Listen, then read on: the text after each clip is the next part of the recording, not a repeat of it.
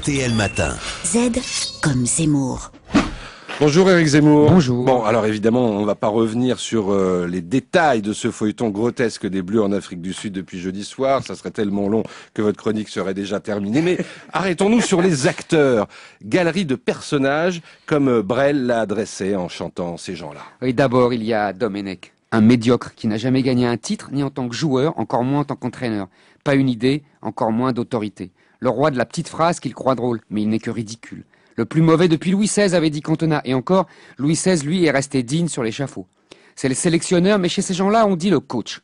Puis il y a Evra, le capitaine par hasard, qui cherche le traître qui a parlé aux journalistes. Il ferait mieux de chercher un joueur qui soit capable de jouer au foot, mais chez ces gens-là, l'essentiel, ce sont les médias. Le foot, c'est accessoire. Et puis il y a Escalette, le président de la fédération, qui a eu la riche idée de conserver Domenech pendant 6 ans.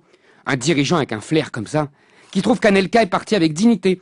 Parce que chez ces gens-là, on ne connaît plus le sens des mots qu'on dit, que le bruit des billets qu'on palpe. Et puis il y a Anelka, son air buté et rogue, qui n'en fait qu'à sa mauvaise tête, qui est avançante mais qui ne regarde les buts adverses que de loin, de peur d'être tenté sans doute. Parce que chez ces gens-là, on ne marque des buts que dans les publicités. Anelka ne supporte rien, ni ordre, ni remontrance. Quand Domenech ose lui en faire une, il le traite d'enculé et de fils de pute. Parce que chez ces gens-là, on a du vocabulaire. Et puis il y a Ribéry, qui ne fait jamais une passe, joue tout seul, la tête dans les épaules et perd le ballon tout seul. Chez ces gens-là, on n'a pas besoin de partenaire, pas besoin d'adversaire non plus, on joue tout seul. Il se prend pour un dur, mais c'est un caïd de bac à sable. Chez ces gens-là, on est viril partout, sauf sur le terrain. On nous avait dit, tu verras, c'est beau la vie en black blanc beurre. Et on a commencé par virer les beurs. Et puis les noirs ont mis de côté les blancs. Faut dire que dans l'ancien pays de l'apartheid, c'était marrant.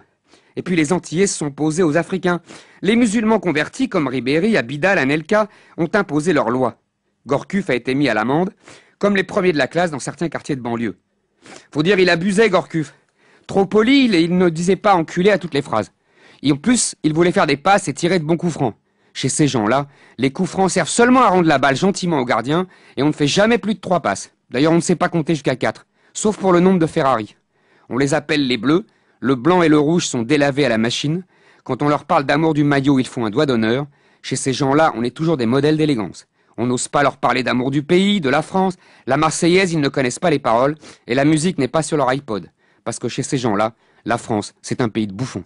Et c'est signé d'un Z. Z comme Zemmour.